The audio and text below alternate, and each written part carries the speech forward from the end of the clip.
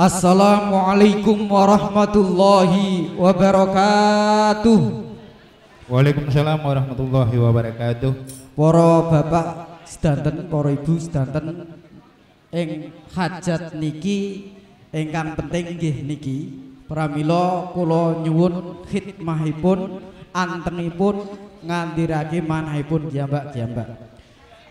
Bismillahirrahmanirrahim. Para bapak, para ibu masyarakat desa Pucawang ingkang kula hormati, saderengipun kaula nglantaraken punapa ingkang dados sejo lan kaniatan panjenengan sedaya. Sumangga warga ingkang netepi agami Islam kita sareng-sareng tajdidul iman, nganyar-nganyarke keimanan kita kanthi maos syahadat, sholawat, istighfar. Monggo sareng-sareng. Bismillahirrahmanirrahim. Asyhadu an la ilaha illallah wa asyhadu anna Muhammadar Rasulullah. Allahumma salli ala sayyidina Muhammad. Astaghfirullahaladzim. Bismillahirrahmanirrahim. Saderengipun kawula nglantaraken punapa ingkang dados sejo lan kaniatan panjenengan Bapak Lurah sak perangkatipun lan sedaya masyarakat Desa Pucawangi, kula nyuwun izin pangestunipun dumateng sedherek sepuh mewah anem ingkang wonten punden mriki. Kalarsan menika dinten Kemis Pahing kawula dipun utus nglantaraken hajatipun bilih panjenenganipun Bapak Lurah sak perangkatipun lan sedaya masyarakat Pucawangi kakung Semara Putri kagungan hajat. Hajat menika setunggal niat namung dipun kempalaken dados 12 rakaat. Dene hajat ingkang sepindah panjenenganipun sedaya ngaturaken puji syukur wonten ing ngersane Allah taala ingkang sampun paring rahmat lan hidayah dene ingkang sampun sami aturi badhe sungkem wonten ngersanipun Mbok Dewi Siti Fatimah, Mbok Dewi Siti Fatimah Ummi Rasul lan Siti Fatimah binti Rasul. Pramila dipun hormati, mugi-mugi Allah Subhanahu wa taala tansah maringake kaluwihan sandang pangam saha tinambi rahayu wilujeng slametam donya tumusing akhirat. Mugia boten wonten alangan rubida punapa. Hajat sepindah malih inggih menika panjenenganipun perlu ngurmati cikal bakal lemah Desa Pucawangi mriki ingkang dipun hormati kaki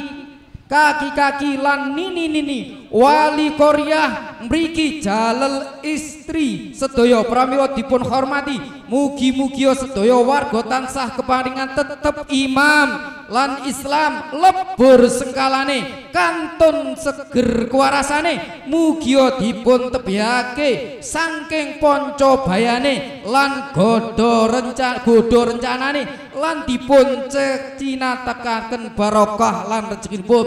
Hajat ingkang nomor 3 inggih menika panjenenganipun perlu ngruwataken ngrasulaken ingkang dipun hormati Bapak Adam, Ibu Hawa lan Bapak Ibu Pertiwi. Pramila dipun hormati, mugi-mugi Allah Subhanahu wa taala tansah maringaken pandonga slamet gampil nafkah rinten lan dalunipun nggih dhateng sak lami-laminipun.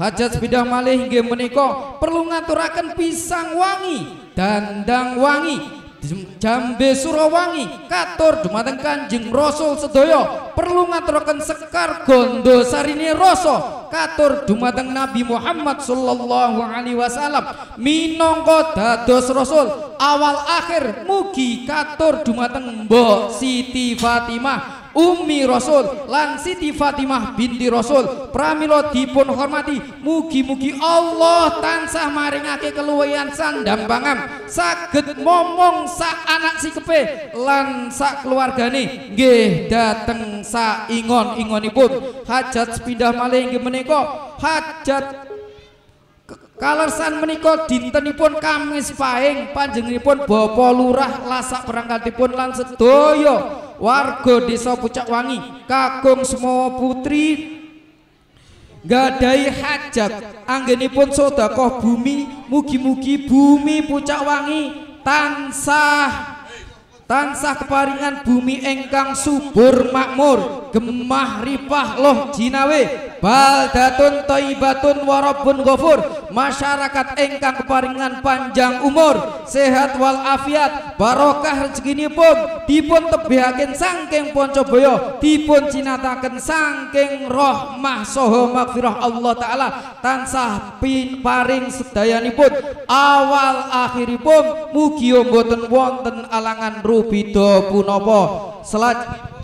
Hajat setelah perlu hormati sederek sepuh mewah anem engkang lahiripun rinten sareng sedalu engkang manggen kiblat sekawan gangsal pancer pitu, Allah engkang wasani sandang pangan rinten lan dalunipun nggih dateng saklaminipun mugi-mugi hajat menika sineksana dinten pitu pekasan gangsal tahun 8 sasi 12 tinambi rahayu wilujeng keselamatan boten wonten alangan rubida punapa. Salajengipun panjenengan pun sedaya perlu kinton pandungan dumateng ledrah luruhipun kanggung semua putri engkang sampun sumare ing alam kubur tansah manggihaken kenikmatan kubur padang paningale jembal kubure kadaku dados umatipun Kanjeng Nabi Muhammad sallallahu alaihi wasallam netepi salah setunggalipun dawuh tuqbalu hasanatuhu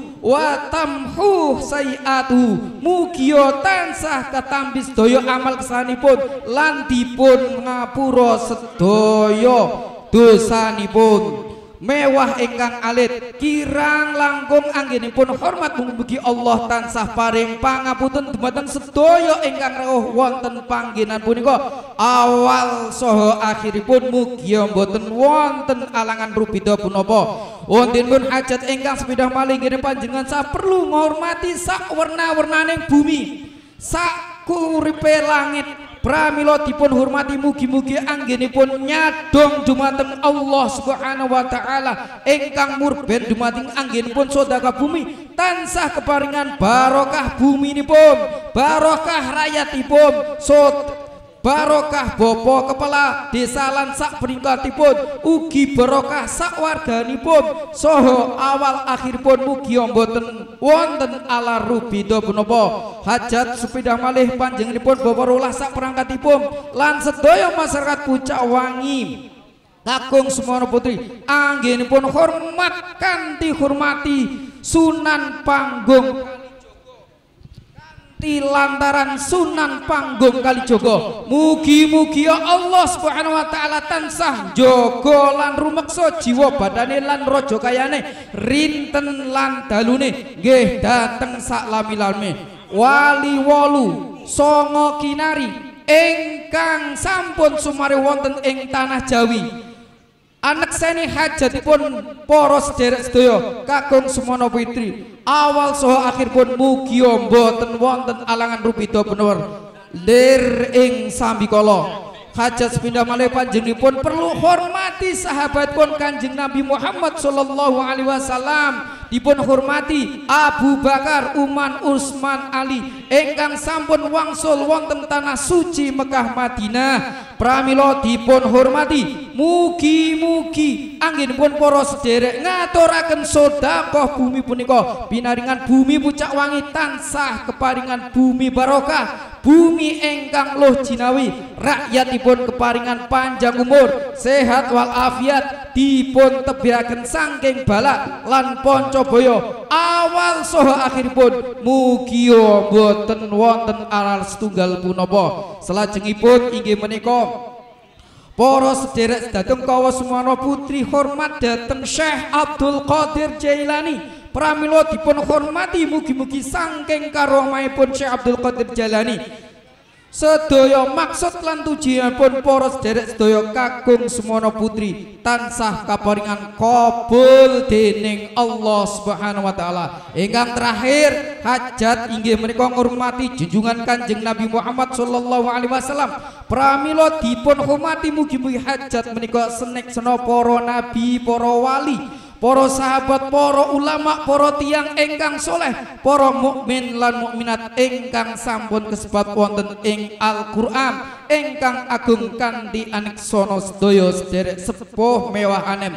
ingkang sampun wonten mriki disuni sedanten pandonga selamat ila hadratin Nabi Mustafa Muhammadin sallallahu alaihi wasallam, semaila hadrati jami'ah kubur, semaila hadrati Bapak Parwi Bungkuk, Bapak Suro Sentono, Bapak Suro Munali, Bapak Lastro Leman, Bapak Suwani, Bapak Muhammad Hussein, Bapak Dul Ngalim, Bapak Sumadi, Bapak Supardi, Bapak Suamsuri, Bapak Sawiyo, Bapak Tro Untung, Bapak Wartono, Bapak Marwi, Bapak Sukardi, Bapak Sarijan, Bapak Muryanto, Bapak Sarju, Bapak Purnomo, Bapak Pugri, Bapak Suwadi, Bapak Lasjan, Bapak Sugiyo, Bapak Sarjo, Bapak Suwarno, Bapak Suratman, Bapak Dalimin, Bapak Rusdi, Bapak Edi Triyono, Bapak Solihul Hadi, Ghafara dunubahum wasatara uyubahum wa wasi'a qabruhum wa nawwara qabrahum bi syafaati Sayyidina Muhammad wa bi barakati suratul Fatihah. Al-Fatihah. A'udzu billahi minasyaitonir rajim. Bismillahirrahmanirrahim. Alhamdulillahirabbil alamin arrahmanir rahim maliki yaumiddin. Iyyaka na'budu wa iyyaka nasta'in ihdinas siratal mustaqim. Bismillahirrahmanirrahim. Alhamdulillahirabbil alamin. Hamdan syakirin hamdan na'imin. Hamdan yuwafi wa yukafi mazidah. Ya Rabbana lakal hamdu kama yanbaghi li jalali wa 'azimi sultanik. Allahumma ighfir lana dhunubana wa walidayna warhamhuma kama rabbayana shaghira. Rabbana ighfir lana wa li ikhwanil ladina sabaquna bil iman wa la taj'al fi qulubina ghillan lil ladina amanu rabbana innaka ra'ufur rahim. Allahumma salli ala sayyidina Muhammadinil fatihi lima ukhliqa wal khatimi lima sabaqa wan nasiril haqqi bil haqqi wal hadi ila siratal mustaqim wa ala alihi wa sahbihi ala miqdaril azim. Allahumma ya muhawwilal hauli hawwil halana ila asanil hal. Allahumma ya kasiran nawal wa ya khaliqa jami'il aqwali wal ahwal. Allahumma sallimna wa sallim dinana wa la tusallib waqtan naz'i imanana wa la tusallit alaina man la yakhafuka wa la yarhamuna warzuqna khairay dunya wal akhirah innaka ala kulli syai'in qadir. Ya Allah, ya Allah, al-a'zamul jalilul akbar wal muhitu ala al-makhluqi bil ajar waqfina syarra kulli syarrin bihaulika wa qadrikal akbar bihaqqi bismillahil azamil akbar la haula wa la quwwata illa billahil aliyil azim. Bismillahi masya Allah la yasrifu su'a illallah. Bismillahi masya Allah la yasuqul khaira illallah. Bismillahi masya Allah ma kana min ni'matin fa min Allah. Bismillahi masya Allah la haula wa la quwwata illa billahil aliyil azim. Ya Rabba kulla syai' bi qudratika ala kulli syai' ighfir lana kulla syai' wa la tas'alna an kulli syai' wa la tuhasibna fi kulli syai'. A'tina kulla syai' innaka ala kulli syai'in qadir.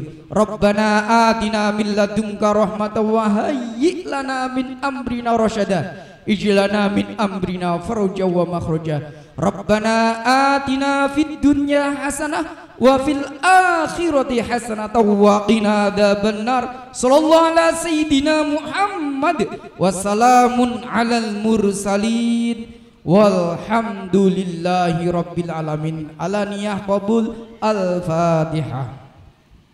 A'udzu billahi minasyaitonir rajim. Bismillah. Makadan kirang langgun nyumun agem sami akhirul kalam. Wassalamu alaikum warahmatullahi wabarakatuh. Allahumma shalli ala Muhammad.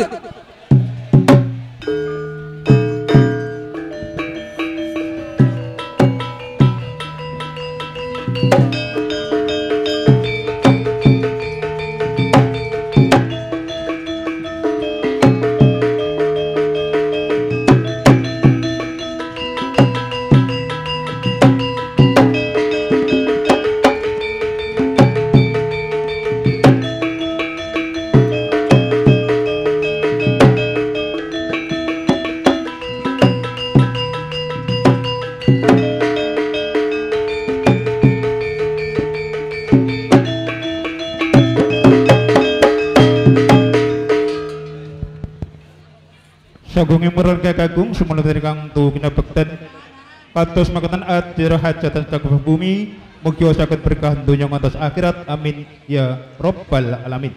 Ati cero salijengipun nun inggih penutup saderengipun kalutup pilih wonten kata-kata saking Purwomat Jawa Wasono saking kula piniji kirang rena kirang telapsira utawi kirang prayoga kawula minangkani titah sawantah nyuwun agung pangasam ingkang akathah.